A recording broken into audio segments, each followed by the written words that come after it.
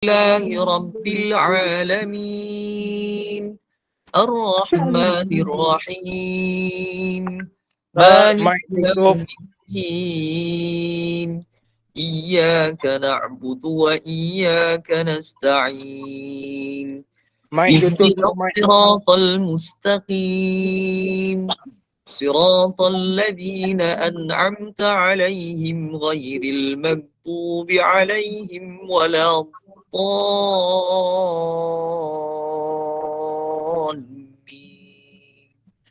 آمين بسم الله الرحمن الرحيم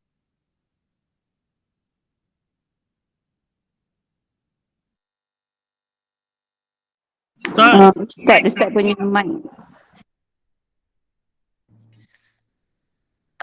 بسم الله الرحمن الرحيم إذا وقعت الواقعة ليس لوقعتها كاذبة خافضة رافعة إذا رجت الأرض رجا وبست الجبال بسا فكانت هباء منبثا وكنتم أزواجا ثلاثة فأصحاب الميمنة ما أصحاب الميمنة وأصحاب المشأمة ما أصحاب المشأمة والسابقون السابقون أولئك المقربون في جنات النعيم ثلة من الأولين وقليل من الآخرين على سرر موضونة متكئين عليها متقابلين يطوف عليهم ولدان مخلدون بأكواب وأباريق وكأس من معين لا يصدعون عنها ولا ينزفون وفاكهة مما يتخيرون ولحم طير مما يشتهون وحور عين كأمثال اللؤلؤ المكنون جزاء بما كانوا يعملون لا يسمعون فيها لغوا ولا تأثيما إلا قيلا سلاما سلاما وأصحاب اليمين ما أصحاب اليمين في سدر مخضود وطلح منضود وظل ممدود وماء مسكوب وفاكهة كثيرة لا مقطوعة ولا ممنوعة وفرش مرفوعة إنا أنشأناهن إن شاء فجعلناهن أبكارا عربا أترابا لأصحاب اليمين ثلة من الأولين وثلة من الآخرين وأصحاب الشمال ما أصحاب الشمال في سموم وحميم وظل من يحموم لا بارد ولا كريم إنهم كانوا قبل ذلك مترفين وكانوا يصرون على الحنث العظيم وكانوا يقولون أإذا متنا وكنا ترابا وعظاما أإنا لمبعوثون أو آباؤنا الأولون قل إن الأولين والآخرين لمجموعون إلى ميقات يوم معلوم ثم إنكم أيها الضالون المكذبون لآكلون من شجر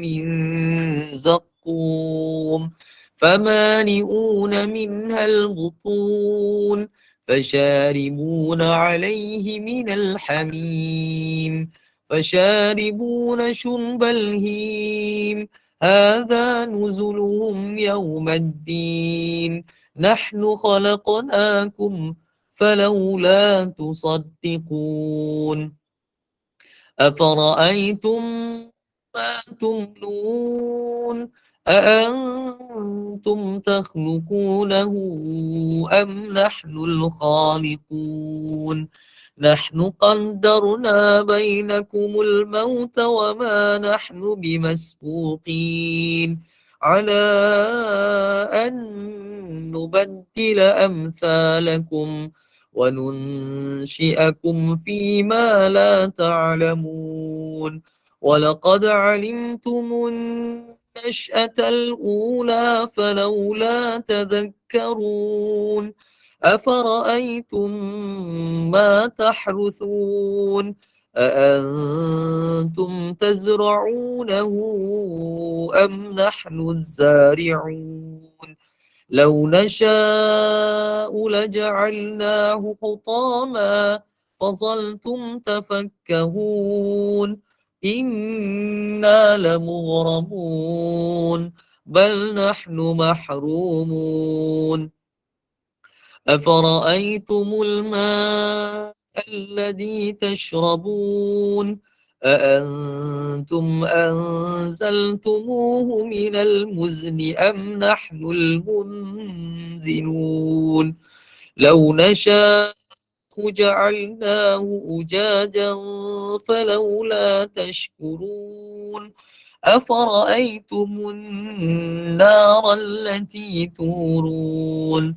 أأنتم أنشأتم شجرتها أم نحن المنشئون نحن جعلناها تذكرة ومتاعا للمقوين فسبح باسم ربك العظيم فلا أقسم بمواقع النجوم وإنه لقسم لو تعلمون عظيم إنه لقرآن كريم في كتاب مكنون لا يمسه إلا المطهرون تنزيل من رب العالمين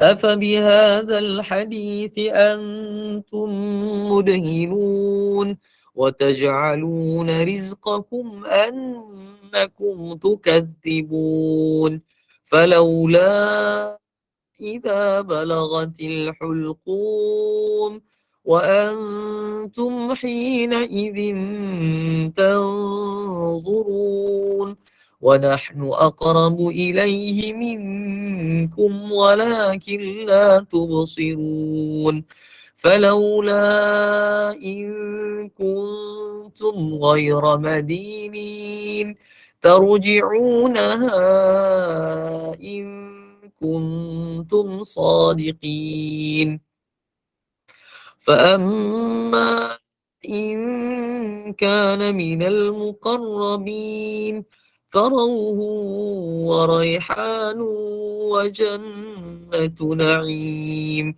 وأما إن كان من أصحاب اليمين فسلام لك من أصحاب اليمين وأما إن كان من المكذبين الضالين فنزل من حميم وتصلية جحيم إن هذا لهو حق اليقين فسبح باسم ربك العظيم صدق الله العظيم. Alhamdulillahi Rabbil Alamin. Salatu wassalamu ala asyrafil mursalin wa ala alihi wa sahbihi ajma'in. Rabbi syrah lana sudurana wa yassir lana umurana wahlul uqdatan min alsinatina yafqahu qawlina. Subhanaka la ilma lana illa ma 'allamtana innaka antal alimul hakim. ولا حول ولا قوة إلا بالله العلي العظيم. Alhamdulillah,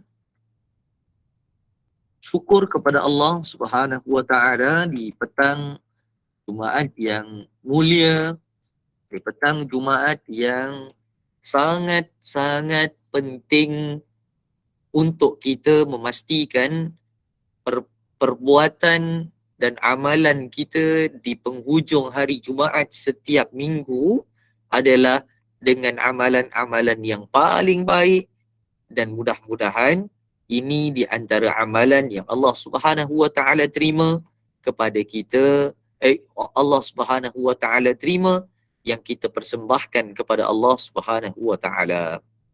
Alhamdulillah, telah pun kita selesai sekali lagi membaca suratul Waqiah, yang mana suratul Waqiah ini telah pun kita mulakan perbincangannya dan kita mulakan pembacaannya untuk kita niatkan agar perbaikan bacaan kita ataupun sedikit sebanyak dapat memberikan peningkatan tahap bacaan Al-Quran kita, dan semuanya itu kita harapkan Allah Subhanahu wa taala terima sebagai amalan dan diganjari dengan sebaik-baik ganjaran.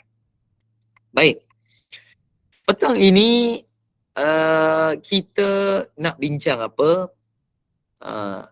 Ramai ataupun banyak perbincangan-perbincangan pada hari ini adalah tertumpu berkenaan tentang cerita berkaitan dengan apa dia? Hijrah.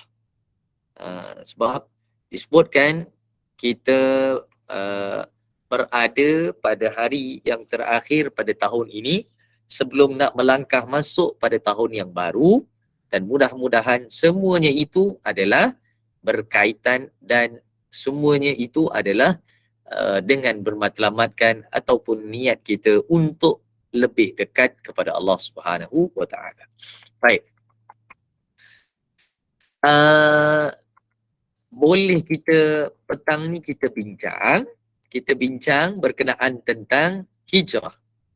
Kita cuba tengok ayat-ayat di dalam Al-Quran berkenaan tentang hijrah, dan kita cuba keluarkan beberapa ayat-ayat tentang hijrah di dalam Al-Quran. Okey, baik. Kita tangguhkan dulu sikit berkaitan dengan perbincangan suratul Waqiah. Baik. Pertama, di dalam Al-Quran Allah Subhanahu wa taala sebutkan berkenaan tentang hijrah dengan pengulangan perkataan hijrah itu tak kurang dari 28 kali disebut. Ada 28 kali. Banyak tak 28 kali ini? Jawapannya banyak. Ada orang tanya 28 kali je. 28 kali itu kalau mungkin dalam buku-buku yang lain mungkin tak banyak. Kalau contohnya satu buku ada 30,000 patah perkataan ataupun 50,000 patah perkataan, okeylah. Tapi dalam tu ada 28 kali je yang disebutkan. Maka kita boleh kata sikitnya, nampak macam tak penting. Tetapi berbeza daripada Al-Quran, walaupun dari jumlah keseluruhan kalimah Al-Quran itu ada sekitar 77,437 kalimah, walaupun hanya satu sahaja kalimah ataupun sekali sahaja kalimah itu diulang ataupun digunakan, maka ianya adalah sangat penting dan sangat besar kesannya dan kefahamannya terhadap manusia. Jadi 28 kali yang disebutkan berkenaan tentang hijrah di dalam Al-Quran, banyaklah tu. Kira okey sangat dah. Baik. Cuma cerita berkenaan tentang 28 kali ianya disebut di dalam Al-Quran dengan susunan kata dan dengan gaya bahasa yang berbeza. Ada yang didatangkan dengan mahjura, ada perkataannya dengan hajaru, macam-macam nanti akan kita lihat menerusi ayat-ayat Al-Quran. Baik. Sebelum kita nak bincang berkenaan tentang ayat-ayat yang berkaitan dengan hijrah di dalam Al-Quran, pertama, sebagai ulang kaji, apakah yang dimaksudkan dengan hijrah? Apakah yang dimaksudkan dengan hijrah? Secara zahirnya, maksud hijrah adalah meninggalkan ataupun berpindah dari satu tempat ke tempat yang lain. Zahirnya begitu. Kalau orang tanya nak berhijrah ke mana, ataupun ada orang tanya nak pergi mana, saya nak berhijrah. Maksudnya mungkin dia nak pindah tempat kerja, pindah tempat tinggal, pindah yang lain-lainnya itulah. Itu berkaitan dengan hijrah. Tetapi kalau kita lihat dari sudut maknawinya, perkataan hijrah itu membawa maksud suatu perkara yang dihindari ataupun kita menghindari, kita meninggalkan, kita menjauhi sesuatu perkara. Sama ada perkara itu adalah yang berkaitan dengan kalimah ataupun kita punya percakapan, mahupun kita punya anggota tubuh badan kita yang melakukan, iaitu dari sudut perbuatan, perkataan, perbuatan, ataupun dari sudut perasaan. So kita jauhkan diri kita, kita hindari diri kita, dan kita jauhkan dari sesuatu, sama ada kita punya cakap, kita punya perbuatan, dan juga kita punya prasangka ataupun perasaan. So, ceritanya berkenaan tentang hijrah ini memang sangat-sangat banyak perbincangannya dan luas untuk kita kupas. Tetapi dalam konteks ataupun dalam skop perbincangan sirah ataupun sejarah, maka hijrah merujuk kepada perpindahan Rasulullah SAW dan para sahabatnya yang dikelari selepas itu dengan namanya kaum muhajirin. Kaum muhajirin. Muhajirin maksudnya orang yang berhijrah, orang yang berpindah, sekumpulan yang besar, maka mereka berpindah ataupun berhijrah dari suatu destinasi ataupun dari satu tempat ke tempat yang lain. Iaitu secara mudah ni untuk kita faham, daripada Makkah menuju ke mana dalam peristiwa hijrah ini, iaitu dia menuju ke Yathrib. Yathrib ini adalah nama asal bagi Madinah Al-Munawwarah. Selepas Nabi SAW datang membawa sinar cahaya keimanan, agama yang benar dari Allah Subhanahu Wa Taala, maka Madinah yang pada asalnya nama Yathrib, iaitu nama seorang Yahudi, maka ditukarkan kepada Madinah. Yathrib ini daripada Yahudi. Jadi tak bolehlah kita nak gunakan ataupun nak ikut seperti mana yang mereka buat ataupun mereka percayakan. Manakala kalau kita lihat juga berkenaan tentang hijrah ini adalah suatu perpindahan yang mana berpindahnya daripada tempat yang buruk kepada tempat yang baik. Itu namanya hijrah.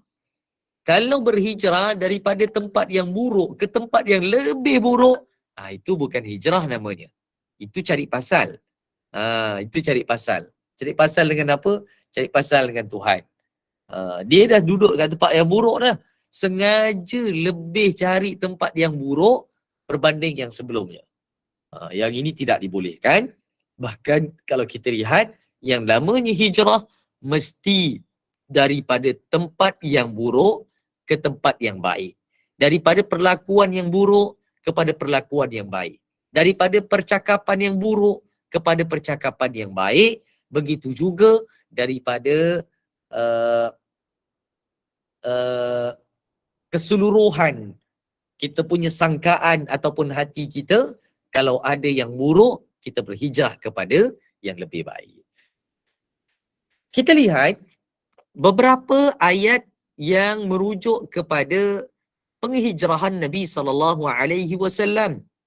Yang mana Nabi SAW itu berhijrah kerana apa? Taatnya Nabi kepada Allah Subhanahu wa Ta'ala. Nabi begitu taat dengan Allah. Jadi apa sahaja yang Nabi SAW lakukan, semuanya itu di atas kehendak dari Allah Subhanahu wa Ta'ala. Mana yang Allah Subhanahu wa Ta'ala suka dan terima, mana yang Allah Subhanahu wa Ta'ala tegah dan larang, dan itu adalah menjadi paksi dan landasan dalam kehidupan. Baik. Kalau kita lihat kepada perbincangan yang seterusnya, pertama, ayat yang Al-Quran ceritakan ada perkataan hijrah, boleh sama-sama kita rujuk pada ayat yang ke-41. Ayat yang ke-41, surah apa? Surah An-Nahl. Surah apa? Surah An-Nahl. Okay. Surah An-Nahl ni surah yang keberapa? Surah An-Nahl ni surah yang ke berapa ya? Saya terlupa dah. 16. Betul. Surah yang 15, surah Al-Hijr. Lepas Al-Hijr tu surah An-Nahl. Pada ayat yang ke-41. Kita tengok kat situ kan. Ini kisah berkenaan tentang hijrah. Ini kisah berkaitan dengan hijrah. Baik. Cuba tengok ayat itu. Ada tak perkataan hijrah? Yes, ada. Baik, kita baca sama-sama. A'udzu billahi minasyaitonir rajim. Walladzina hajaru fillahi min ba'di ma zulimu lanubawwi'annahum fid dunya hasanah. Wa la ajrul akhirati akbar law kanu ya'lamun. Sadaqallahul azim. Tengok, ini ayat pertama dalam perbincangan kita pada petang ini, iaitu kita nak tengok dan nak cuba sedikit sebanyak memahami apa ayat yang ada perkataan hijrah di dalam Al-Quran. Ayat surah An-Nahl ayat ke-41 ini adalah cerita berkenaan tentang peristiwa hijrah pada gelombang yang pertama, iaitu pada tahun ke-5 setelah Nabi SAW dilantik menjadi Rasul. Iaitu inilah kisah hijrah Nabi, iaitu dari kota Mekah ke Habsyah. Mekah ke Habsyah pada tahun ke-5 hijrah. Baik. Dan antara ayat yang menyentuh berkenaan tentang peristiwa besar itu, penghijrahan Nabi SAW secara sementara ke Habsyah, maka disebutkan pada ayat yang ke-41 tadi.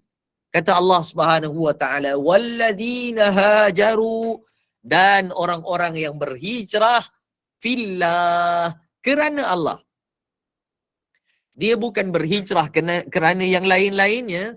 Dia juga bukan berhijrah atas sebab yang tertentu, tetapi semua hijrah, semua sebab, semua tujuan, semua yang dilakukan adalah dengan niat berhijrah kerana Allah Subhanahu wa Ta'ala. So, sebab itu kita lihat berkenaan tentang hijrah ini banyak disebutkan di dalam Al-Quran, yang semestinya ada perkara penting untuk kita fahami. Okay? So disebutkan sini walladzina hajaru fillah, dan orang-orang yang berhijrah kerana Allah. Dalam hadis yang saya kira ramai di antara kita dekat sini mesti hafal hadis ni. Hadis tentang apa? Kalau cerita berkenaan tentang hijrah, maka tak lain dan tak bukan hadis yang memang terang-terang adalah hadis berkait dengan Al-Isra wal Mi'raj.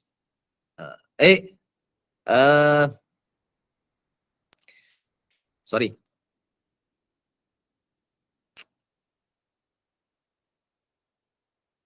Sekejap Oh. Okay.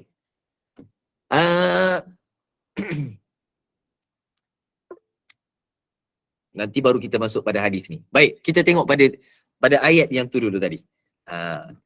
Pada ayat ke-41 surah An-Nahl itu, ini cerita berkenaan tentang perpindahan ataupun hijrah yang Nabi SAW bersama dengan yang lainnya pergi ke Habsyah. Dan orang-orang yang berhijrah tadi, kita tengok sini sekejap. Nanti barulah masuk pada hadis niat tadi. Kita habiskan ni dulu. Nanti kalau terus masuk hadis niat, dia jadi tak habis pula cerita ni, panjang. Baik, orang yang berhijrah kerana Allah Subhanahu wa taala min ba'di ma zulimu, selepas daripada mereka itu dizalimi, dianiayai. Maksudnya pada ketika mereka duduk di Makkah Al-Mukarramah, kota kelahiran Nabi SAW dan menjadi tempat asal Nabi SAW, tetapi dekat situlah mereka mendapat satu cabaran, tekanan yang begitu dahsyat daripada musyrikin Mekah. Mereka menzalimi orang-orang yang beriman kepada Nabi dan Rasul. Mereka sentiasa memberi tekanan kepada orang yang beriman kepada Allah dan Rasul. Mereka sentiasa mencari jalan untuk menzalimi dan juga mengkhianati orang yang beriman kepada Rasul dan Allahu Rabbi, Allah Azza wa Jal. Lihat kat sini bahawa mereka itu dianiaya. Setiap sudutnya, dia datang pada banyak sudut, semua mengakibatkan mereka ini dalam keadaan yang begitu bahaya. Lanubawwi annahum fid dunya wal akhirah. Kata Allah Subhanahu wa taala, pastinya kami akan memberikan tempat yang baik kepada mereka di dunia. Kerana apa? Mereka telah pertahankan agama Allah, mereka telah pertahankan syariat yang ada pada yang diajarkan kepada mereka, tapi dengan sebab itu mereka dizalimi. Lalu Allah Subhanahu wa taala memberikan suatu jaminan, seolah-olah Allah bagi kata apa, jangan risau, pasti kami akan memberikan tempat yang lebih baik di dunia kepada kamu. Wala ajrul akhirati akbar, dan sesungguhnya pahala dan ganjaran di akhirat kelak lagilah besar. We cannot imagine, kita tak boleh bayangkan betapa besarnya ganjaran dari Allah Subhanahu wa taala. Kata Allah Subhanahu wa taala mengakhiri ayat yang ke-15 ni, iaitu kata ayat yang ke-41 ni, iaitu kata Allah, lau kanu ya'lamun, kalau mereka mengetahuinya, sekiranya kamu mengetahuinya. Jadi nak ceritanya betapa perbuatan ataupun amalan berhijrah ini suatu perkara yang sangat mulia di sisi Allah Subhanahu wa taala.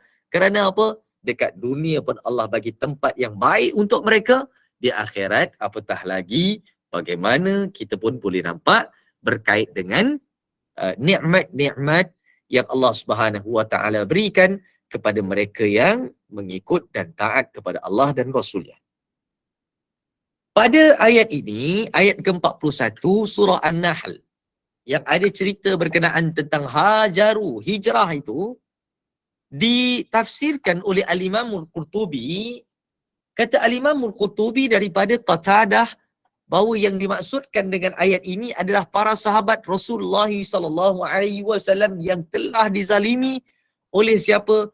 Oleh kaum musyrikin Mekah. Jadi kaum musyrikin ni memang tak pernah puas hati. Kaum musyrikin ni memang tak pernah nak berdamai, apatah lagi tak pernah nak memberikan peluang kepada orang Islam untuk orang Islam hidup dengan keadaan selesa dan sebagainya. Baik.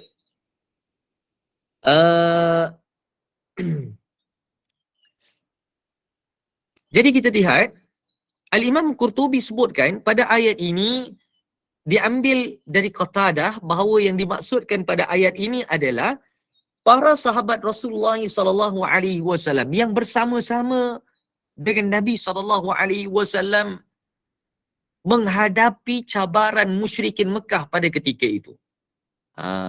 Jadi mereka ini telah dizalimi oleh musyrikin Mekah dan akhirnya mereka terpaksa menetap ataupun keluar daripada bumi Mekah ke mana? Ke Habsyah. Habsyah. Jadi kalau kita nak tanya, kenapa Habsyah? Kenapa tak tempat lain? Tempat lain tak okey ke? Jawapannya Allah Nabi SAW ada bagi tahu kenapa pemilihan tempat itu adalah Habsyah. Bukan tempat yang lain-lainnya. Bukan tak ada tempat lain, ada tempat lain. Tapi kenapa Habsyah yang dipilih? Kenapa Nabi SAW pilih Habsyah? Mereka itu beriman kepada Allah dan Rasulnya. Para sahabat beriman kepada Allah dan Rasulnya.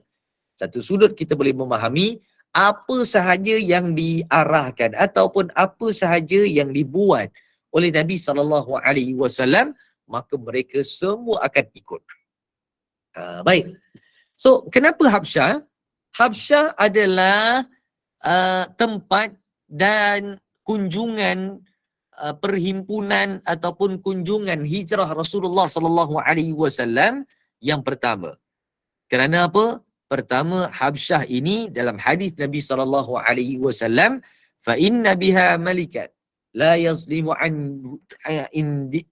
indihi ahad. Sesungguhnya terdapat seorang raja, iaitu Raja Najasyi, yang tidak menganiayai ataupun menzalimi sesiapa pun. Kenapa pilih Habsyah? Sebab Habsyah itu ada rajanya ataupun ada penguasanya yang welcoming, yang mengalu-alukan, yang memberikan kesempatan kepada para tetamu yang datang, dan ini Raja Najasyi. Dan ini namanya Raja Najasyi, iaitu dia menyebutkan kenapa Habsyah dipilih. Nabi SAW bagi tahu sesungguhnya terdapat seorang raja, iaitu Najasyi, yang tidak menganiayai ataupun tidak menzalimi sesiapa pun. Jadi pergilah kat tempat tu. Kita pun kalau kita nak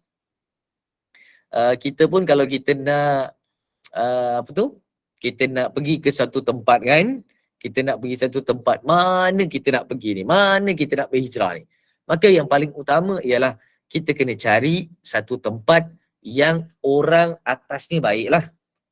Orang atas ni baik. Sebab kalau orang atas ataupun yang paling atas tu baik, maka insya-Allah lah.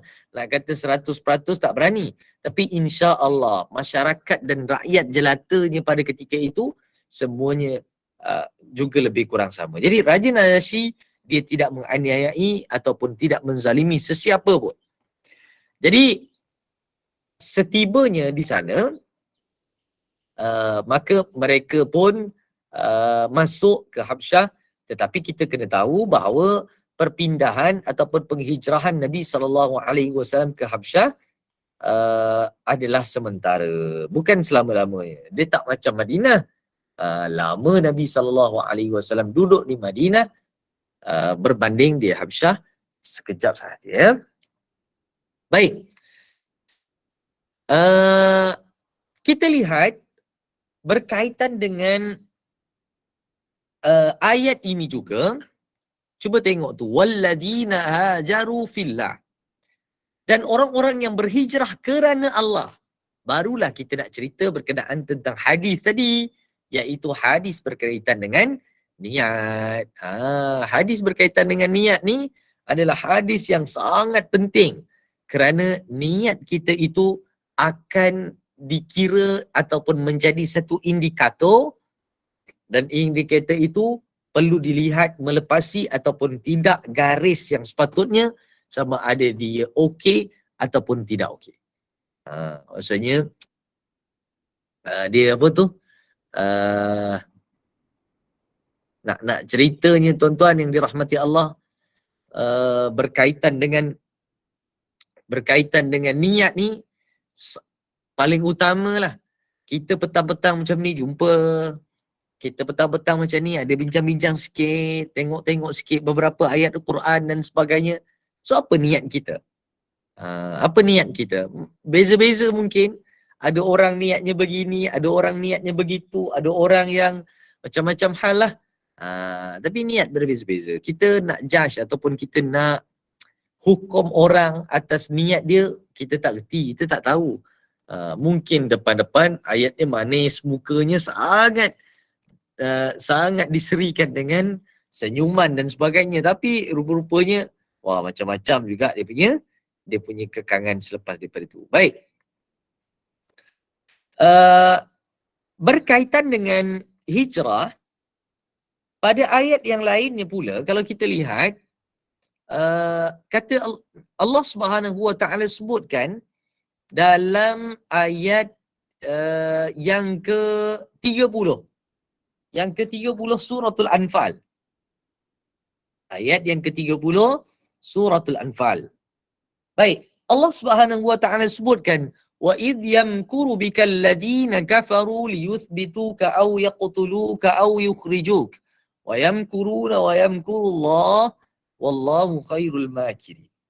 Dan ingatlah ketika orang-orang Yahudi, iaitu kaum Quraisy itu memikirkan daya upaya terhadmu untuk menangkap dan memenjarakan mereka, atau membunuhmu, atau mengusirmu. Maka memikirkan tipu daya dan Allah memikirkan tipu daya dan Allah menggagalkan tipu daya itu, sesungguhnya Allah sebaik-baik balasan. Baik. Nak ceritanya, pada ayat yang kedua dalam perbincangan kita ini berkenaan tentang hijrah, kita ambil dari suratul Anfal ayat yang ke-30. Ayat yang ke-30. Suratul Anfal ayat yang ke-30. Wa idh yamkuru bikal ladina kafaru liyuthbituka aw yaqtuluka aw yukhrijuka. Dan ingatlah ketika orang-orang kafir itu datang.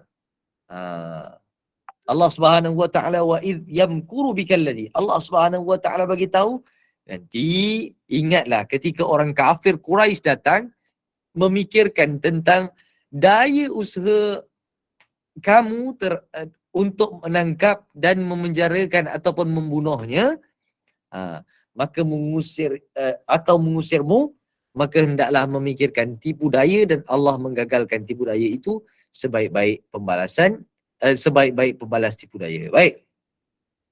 Dia begini nak ceritanya berkaitan dengan sirah Nabi SAW, iaitu peristiwa hijrah ini, memang banyak sangat tulisan dan banyak sangat rujukan yang kita boleh ambil.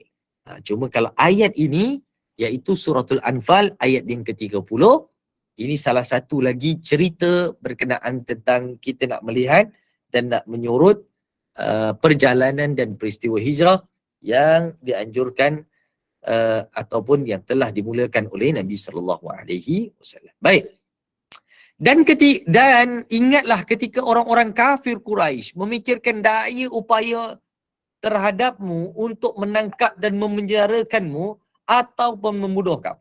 Maksudnya, ini dah main ancaman besar ni. Sebab apa? Dia boleh membunuh, dia boleh mengusir negeri dan sebagainya.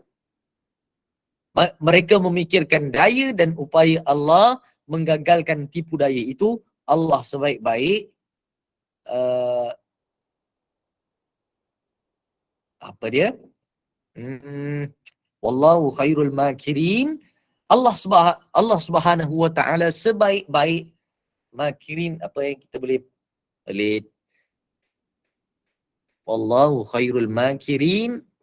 Kalau dalam ni Allah sebaik-baik pembalas tipu daya. Maksudnya Allah tahu dah semua.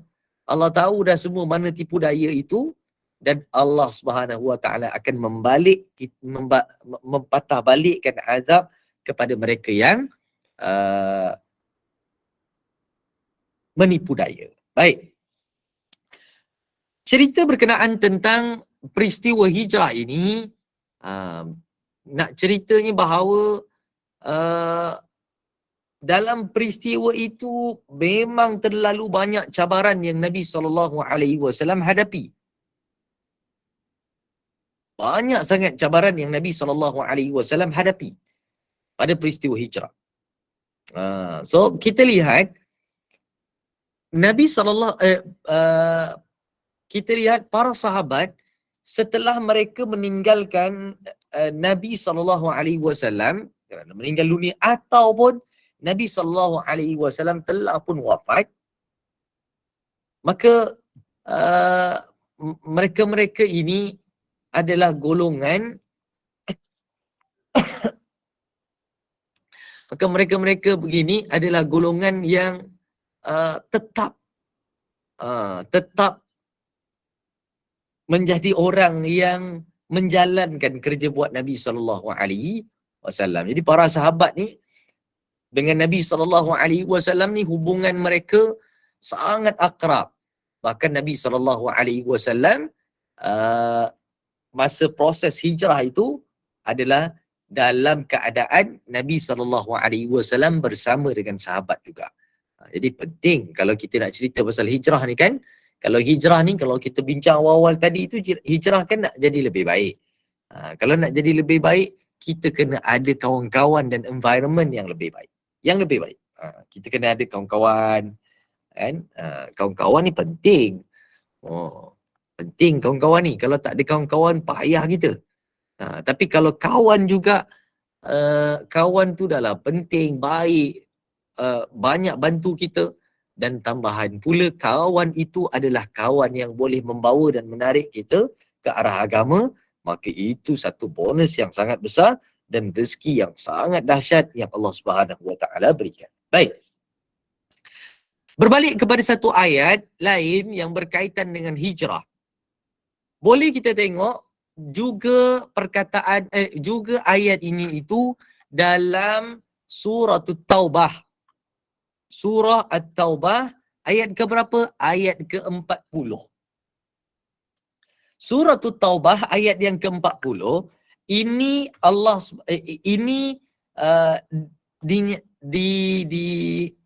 dinyatakan soal perjalanan hijrah Rasulullah SAW itu dalam keadaan yang sangat-sangat getir dan mencabar.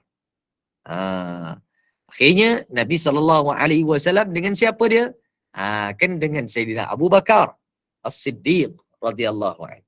Jadi Sayyidina Abu Bakar bersama dengan Nabi SAW mereka pergi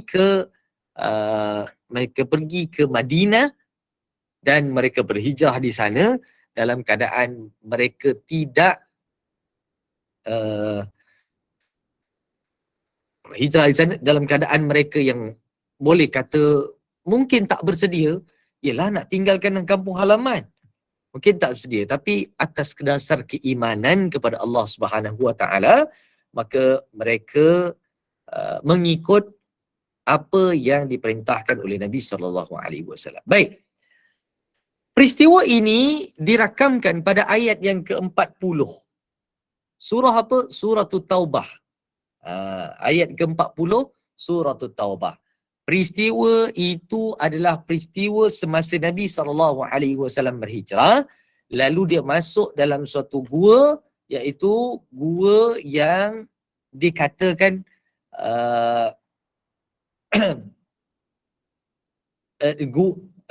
gua yang pada ketika itu Nabi SAW dan sahabatnya Sayyidina Abu Bakar masuk ke dalam gua tersebut. Masuk dalam gua tu. Ayatnya ada dekat mana? Surah At-Taubah ayat ke-40. Kata Allah Subhanahu Wa Taala, "Illa tansuruhu faqad nasaruhu Allah idh akhrajahu alladhina kafaru thaniya ithnaini idh huma fil ghar idh yaqulu li sahibihi la tahzan innallaha ma'ana fa'anzalallahu sakinatahu alayhi wa ayyadahu bidhunudin lam tarawha wa ja'ala kalimatal ladhina kafaru sufla wa kalimatullahi hiyal ulya wallahu azizun hakim.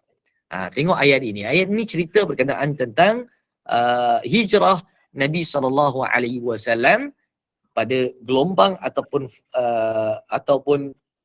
kumpulan yang gelombang yang kedua hijrah.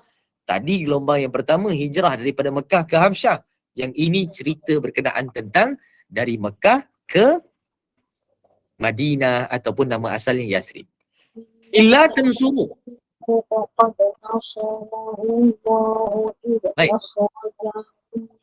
Kata Allah Subhanahu wa taala, jika kamu tidak menolongnya, yang ini Muhammad, maka sesungguhnya Allah telah menolongnya, iaitu ketika orang-orang kafir musyrikin Mekah mengeluarkan dari Mekah, sedang dia salah seorang daripada dua orang ketika keduanya berada dalam gua, maka pada ketika itu dia berkata kepada temannya. Baik, gini nak ceritanya dalam proses penghijrahan Nabi SAW itu Allah bagi tahu dah.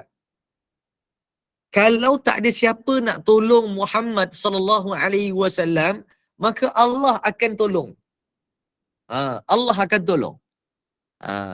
Kenapa kena tolong? Sebab pada ketika itu kaum musyrikin Mekah mengusir Nabi SAW. Bukan sekadar mengusir, mereka memberikan suatu tawaran membawa Muhammad SAW sama ada dia hidup atau mati. Wanted, orang yang dikehendaki. Jadi salah seorang ketika keduanya berada dalam gua, maksudnya Nabi SAW pada ketika itu dalam gua bersama dengan seorang sahabatnya, maka Nabi bagi tahu la tahzan. Seolah-olah Nabi bagi tahu begini, wahai kawan aku, wahai sahabatku, wahai saudaraku, jangan kamu berputus asa ataupun jangan kamu berduka cita. La tahzan. Kita duduk dalam gua ni dua orang. Kita berhijrah dalam perjalanan Nabi SAW ratusan kilometer dan begitu jauh, serta ditambah pula Nabi SAW ikut jalan yang lain daripada orang lain. Untuk apa? Untuk tidak dikesan. Jadi pada waktu itu memang payah masuk dalam gua, maka Nabi SAW tenangkan sahabatnya. Kata Nabi, la tahzan innallaha ma'ana. Jangan kamu berduka cita, sesungguhnya Allah berserta dengan kita.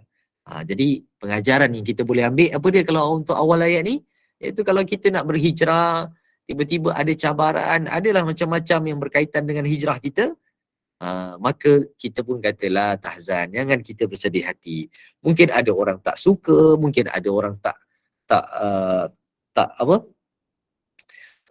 seronok, mungkin ada orang kritik dan mungkin ada orang umpat kita dengan macam-macam lah, kata begitu dan begini. Tapi kita letakkan ini ayatnya, kata Allah Subhanahu wa taala, la tahzan innallaha ma'ana. Kalau cakap dengan diri sendiri, sebutlah, wahai hati, janganlah berduka cita lama sangat. Janganlah berputus asa. Kerana apa? Allah bersama dengan kita. Kalau cakap dengan kawan pula, kita boleh katalah, jangan kamu berduka cita, Allah bersama dengan kita. Dan itulah ungkapan yang Nabi SAW berikan kepada sahabatnya dalam peristiwa perjalanan ke Madinah. Fa'anzalallahu sakinatahu alaih. Maka Allah Subhanahu wa taala menurunkan keterangan. Fa'anzalallahu sakinatah. Allah Subhanahu wa taala turunkan sakinah, ketenangan kepada Nabi Muhammad sallallahu alaihi wasallam. Wa ayyadahu bijunudin lam tarawha wa ja'ala kalimatal ladina kafaru sufla. Kata Allah Subhanahu wa taala, dan membantunya dengan tentera yang kamu tidak dapat melihatnya. Lam tarawha. Dan Allah menjadikan kalimah orang-orang kafir itu yang rendah dan kalimah Allah itu yang maha tinggi.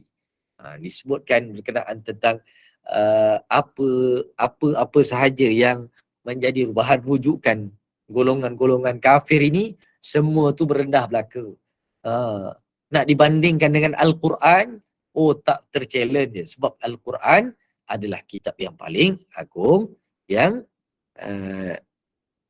dijaga dan dipelihara sehingga hari kiamat. Waja'ala kalimatal ladina kafaru sufla wa kalimatullahi hiyal ulya, dan Allah menjadikan kalimah orang-orang kafir itu rendah, dan kalimah Allah itulah yang tinggi. Wallahu azizun hakim. Allah Maha Perkasa lagi Maha Bijaksana. Baik. Ini kita cerita-cerita petang ni, iaitu berkaitan dengan beberapa ayat Al-Quran tentang apa? Tentang hijrah. Sama ada perkataan dalam ayat itu ada perkataan hijrah, macam kita baca pada awal-awal tadi, iaitu pada surah An-Nahl ayat ke-41, ataupun ada perbincangan berkaitan dengan hijrah, tetapi dalam perbincangan yang lain, ayat-ayatnya tak cerita, dalam satu ayat tu tak ada perkataan hijrah, tapi peristiwa hijrah itu diceritakan. Contohnya tadilah Suratul Anfal ayat ke-30, lagi apa? Surah At-Taubah ayat ke-40. Ini semua cerita-cerita berkenaan tentang peristiwa penghijrahan Nabi SAW. Baik. 6.24 dah. Alright. So saya rasa berapa je kalau ikutkan perkataan yang kita bincang berkaitan dengan hijrah ni, baru satu. Baru satu perkataan. Baru satu ayat. Tapi tak apa. Selebihnya ada 27 ayat itu. Mudah-mudahan nanti tuan-tuan baca ayat itu, kalau jumpa perkataan-perkataan hijrah itu, maka lihatlah maksud dia, apa yang diceritakan. Baik, so saya nak buat kesimpulan berkenaan tentang apa yang kita bincangkan pada petang ini, ialah tentang ayat-ayat yang menyentuh berkaitan dengan hijrah di dalam Al-Quran. Keseluruhan kalimah hijrah ada 28 kali diulang sekurang-kurangnya. 28 kali. Daripada 28 kali itu, ada beberapa peristiwa yang merujuk kepada ayat hijrah. Ada juga tak ada. Ada perkataan hijrah tu memang rujuk kepada peristiwa hijrah. Ada perkataan hijrah tu dia tak merujuk kepada peristiwa apa-apa, tapi perkataan itu digunakan. Sebab maksud hijrah adalah meninggalkan. Ada juga ayat yang berkaitan dengan hijrah tu, dia meninggalkan ajaran Quran, dia meninggalkan ajaran-ajaran para nabi. Itu pun satu hal juga. Itu pun satu pemahaman yang lain berdasarkan dengan kalimah hijrah yang kita bincangkan tadi. Wallahu ta'ala alam. Ramai yang dah nak bersedia untuk nak baca doa dan sebagainya. So saya rasa minta maaf banyak-banyak. Saya terlepas tengok jam tadi. So sekarang dah pun 6.26. So sampai di sini sahaja. Wallahu ta'ala alam. Kita sambung pada kesempatan yang lain jika diberikan peluang kepada saya untuk bersama. Mudah-mudahan insya-Allah Allah terima sedikit sebanyak perkongsian kita pada petang ini. Wallahu ta'ala alam. Aqulu qawli hadza wa astaghfirullahalazim li wa lakum. Assalamualaikum warahmatullahi wabarakatuh. Waalaikumsalam warahmatullahi wabarakatuh. Alhamdulillah. Terima kasih Ustaz. Syukran jazilan kasiran. Al-Fadil Ustaz Amaluddin di atas perkongsian tazkirah asar dan juga pimpinan bacaan suratul Waqiah sebentar tadi. Alhamdulillah, jemaah yang dirahmati Allah, mohon semua stay di dalam link yang sama kerana kita akan adakan penampilan khas petang ini bersama dengan Al-Fadil Ustaz Haris Dahlan untuk bacaan doa akhir tahun ya, insya-Allah. Baik, terima kasih sekali lagi kepada Al-Fadil Ustaz Amaluddin dengan kupasan ayat-ayat Al-Quran yang sangat seronok ya Ustaz. La tahzan innallaha ma'ana. Semoga ayat ini saja kita dapat ambil yang tibar dan juga pelajaran. Sesungguhnya segala kesulitan, segala ujian yang Allah beri Allah ada bersama dengan kita, insya-Allah. Terima kasih Al-Fadhil Ustaz, terima kasih semua jemaah yang dapat menghadirkan diri pada petang ini. Saya wakil pihak admin Kelab Sahabat Pencinta Al-Quran, mohon maaf sekiranya ada tersalah kata, terlanjur bicara sepanjang mengendalikan program. Sesungguhnya yang baik dan sempurna itu milik Allah Subhanahu Wa Taala, dan juga yang lemah itu adalah kekhilafan diri saya sendiri. InsyaAllah saya mohon Ustaz sekali lagi untuk sama-sama kita tangguhkan majlis dengan tasbih, kafarah dan juga suratul Asr. Silakan Ustaz. Subhanakallahumma wa bihamdika ashhadu an la ilaha illa anta astaghfiruka wa atubu ilaik. Bismillahirrahmanirrahim. Bismillahirrahmanirrahim. Wal 'asr. Innal insana lafi khusr illa alladhina amanu wa 'amilus salihat wa tawasaw bil haqq wa tawasaw bis sabr. Shadaqallahul 'azim. Terima kasih. Alhamdulillah. Terima kasih Ustaz. Terima kasih Ustaz. Assalamualaikum Ustaz.